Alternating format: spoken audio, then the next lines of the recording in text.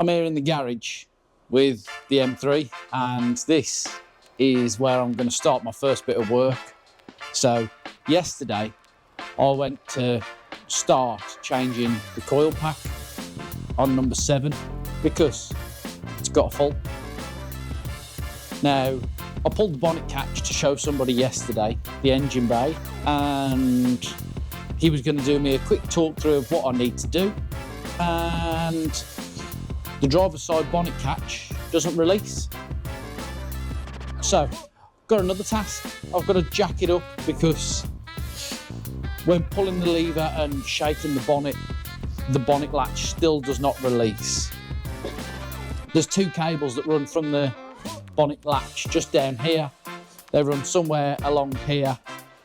The latch is just behind the headlight on both sides. This side doesn't work, that one does. So I'm just going to jack up this corner, take the wheel off, take the wheel arch liner out and try and get the bonnet open so I can replace that coil pack that is being a problem. The joys of cars. Wheel speed sensor was playing up before I bought the car. Previous owner gave me one with it. It's the first time I've really looked around the boot, to be honest. Well, paper funnel and some Castrol edge. Well, isn't that nice?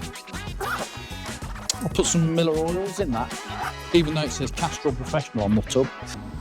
Oh, there's spare bolts in here. Oh, where's my locking wheel nut key? Is the locking wheel nuts on it? No, there isn't. Well, I'll stop looking for them. I hope these are not as tight as the one on Jack's BMW. No, they're not.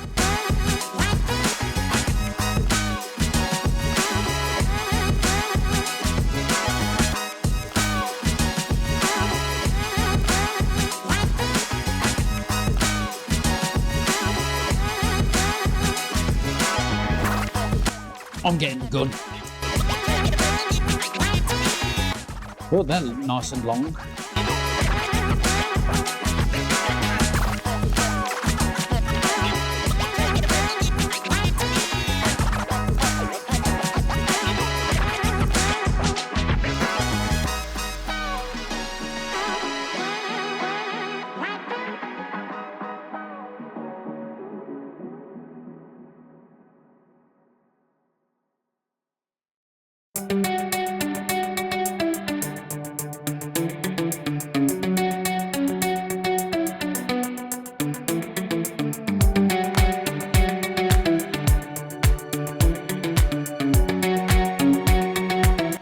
Oh, there's wheel spacers on it. They might be coming off. I'm not a wheel spacer kind of guy. They are proper good and stuck.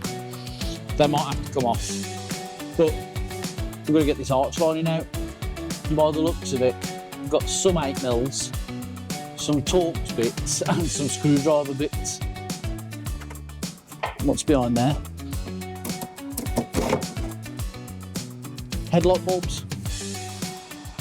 Something tells me that hasn't been installed right, look.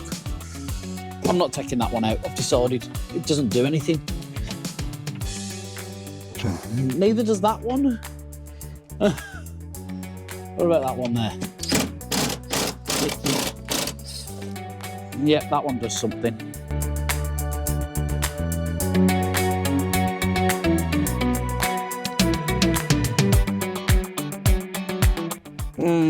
It's a 30, not a 25.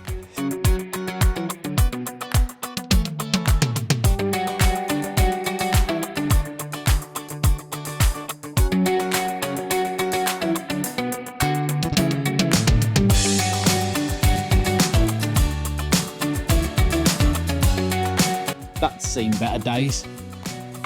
That'll be wheel spacers, that will. Well, that's in some use. Look at the state of that.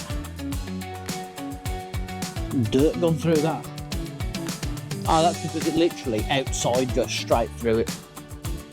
Right, where's my bonnet catch?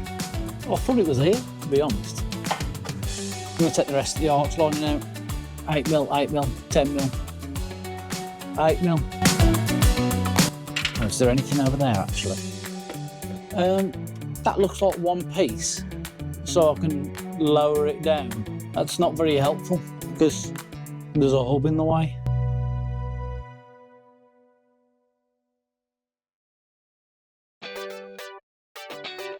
Right, let's pop the bonnet.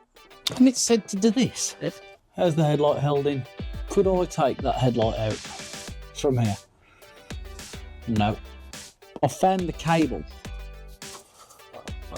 Not that that's particularly helpful, but I was going to say, should I have a look from above, see if we can get the bonnet open. And that's why we're here in the first place. So the difference with the M3, on some cars you don't have an oil cooler here. There's very obviously a headlight in my way, but I don't know how many bolts are holding that in. Like I could unbolt that there, and clip that cable tie off. It's just a normal cable tie anyway, it's not even a special one. It feels stuck. Someone said that to go from underneath, I don't know where. How do you get to the underside? There's naff all there. Kidney grill off. Trim tools. Oh, cable ties. Cable ties are pretty good. Might need some manly ones. Big cable ties.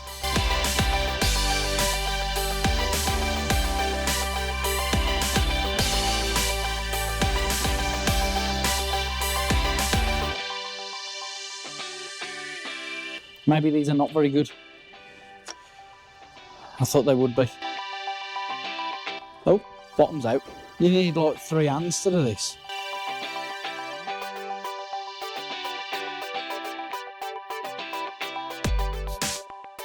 How's the work going on the BMW, Jay? Yeah, great. Thanks for asking.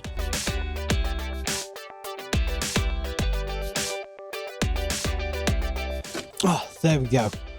Jesus Christ. Probably not a difficult task unless you're me. It's literally behind this here. Genuinely can't get over how difficult it is to get to this. It's a shame I can't just undo the latch part on the bonnet because I can almost see it. What I've actually done there is pulled the bonnet up. After all that, didn't even need to do any of it. Didn't try that. I've removed the wheel spacer. To get this off, I've had to heat this up and then pry it very gently with a screwdriver. Wheel spacers, for me, they make a car look good sitting still. It's not me. I'd rather have longer bolt going into the brake, into the hub. On this bolt with the spacer on, sticking out the back of the wheel with this bolt alone, I've got 30mm.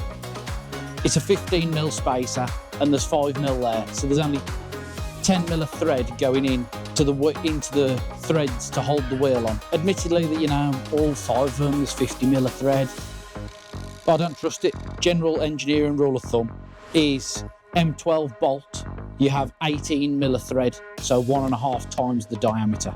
They're going back in without spacers, so I've got to take all 4 spacers off. All of the wheel spacers are off. Turns out there's actually different sizes on the back to there was on the front. There's only 10mm on the back, there's 15 on the front. The wheels are back on, it's tight. The wheels spin freely, I can push the car back and forwards. So they're not sticking far too long and catching anything on any of the hubs. Now it's time for the heart of the beast. In here, coil pack number 7, it's 1 to 4, 5 to 8. So airbox got to come off, intake's got to come off. All of this is coming off basically. It doesn't look too technical. A couple of Jubilee clips, a couple of screws here and there. The interesting bit will be doing the runners for the throttle bodies. Right, first bolt out, I've dropped it. All the signs here are pointing towards don't work on this car, Jack. No. My Torx bits fell out. And I just bought over every magnet I own. Oh, I can see it.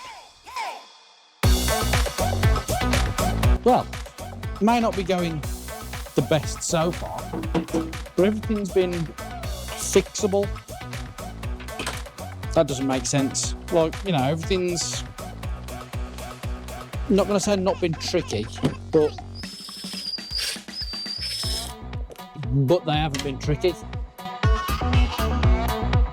Now, I'm well aware that these bolts you wouldn't normally take out. That one doesn't do anything. They do stay in the airbox, but my track record so far is telling me to take them out so I don't lose them. Air pipe. Going with an 8mm for the Jubilee clips. It's a 7. It's a 6.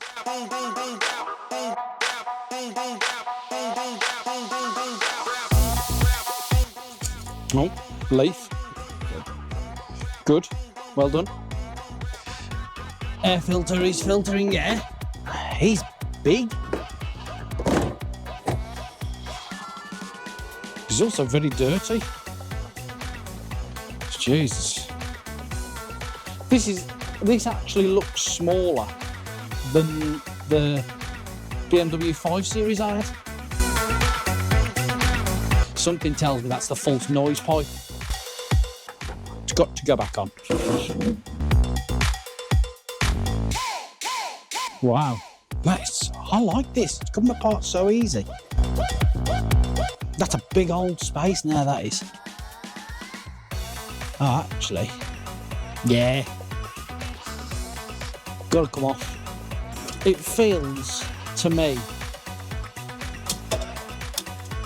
like it's just this cover that has to come off. This cover here. I might have to watch a video on this.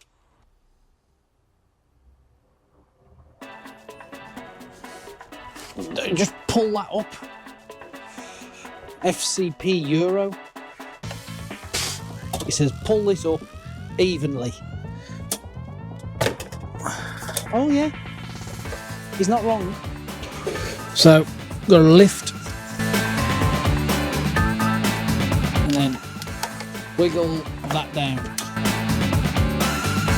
It's a little bit in the way, isn't it, that? Well, I suppose I'd best get the new one from over there. This is what's causing the problem. 5, 6, 7. Oh, there's not even any bolts holding it in. Just got to be gentle with this fuel line.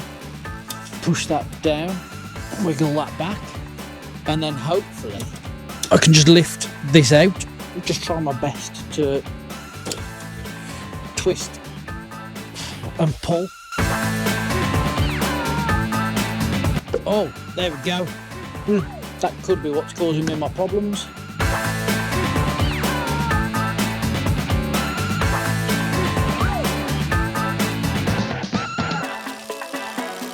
Technically, I don't need to. I've not unplugged any other cables other than that one. So in theory, I'm gonna drop the air filter back on, but I could start it up now, make sure that the fault clears before getting too excited, thinking that I've fixed something and I haven't.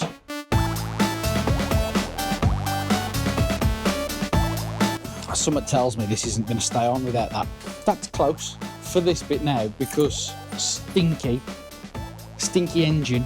I'm going to open all the doors. The car ran, it's gone off cold start. Give it a bit of a rev. Let's read the faults again. Oh, there we go, just one fault now, which is a AUC sensor. I don't know what that is, I'll have to Google that, but I consider that success. I can't imagine the car's going to be any faster now, but it ran pretty good back then anyway. It's actually a shame to be putting this back together now because I have got to service it. The car keeps telling me it needs a service, but the last time it was serviced was April. So I'm a bit reluctant to do it right now, as in today. But it will be getting done before the first track outing because, well, track days and stuff. Well, I pushed these little rubber grommets out. and I didn't need to. These are literally just to stop the cover rattling on the engine.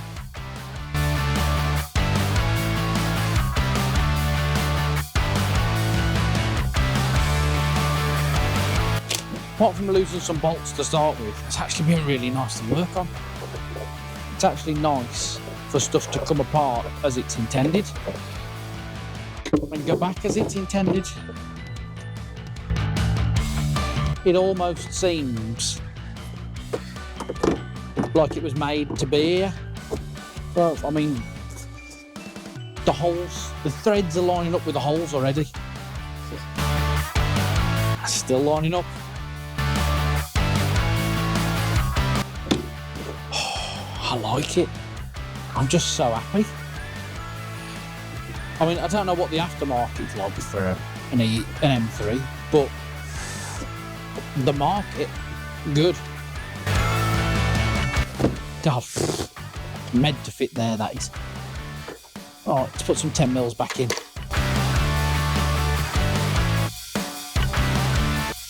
How tight does that need to be? That many duggers, that's how many it needs to be.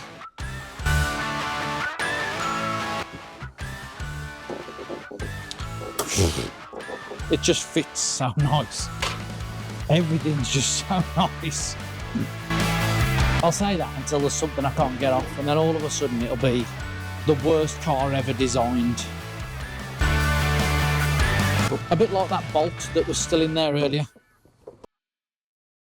I think on the FCP Euro video, they actually removed this and this and this. They didn't just go in all willy-nilly. They know what they're doing. In fact, that makes a lot of sense because that doesn't quite fit.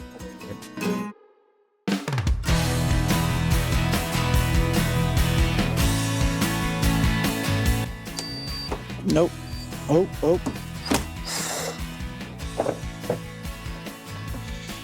That's all I needed to do.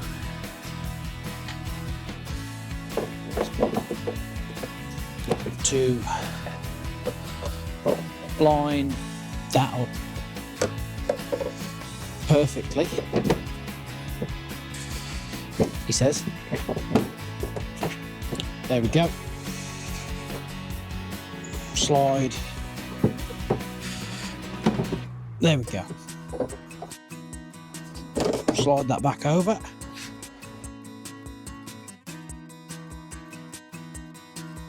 Yeah, he's in.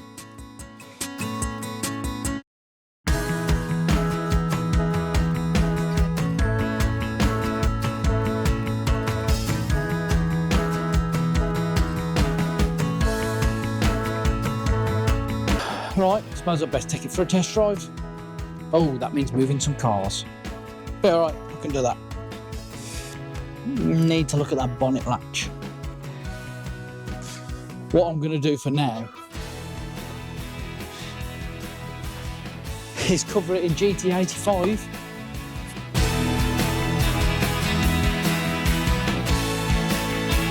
What we've seen is I've battled with a bonnet latch that turns out there is something wrong. The pin that the spring rotates on, the whole pin is spinning rather than releasing the bonnet as it should.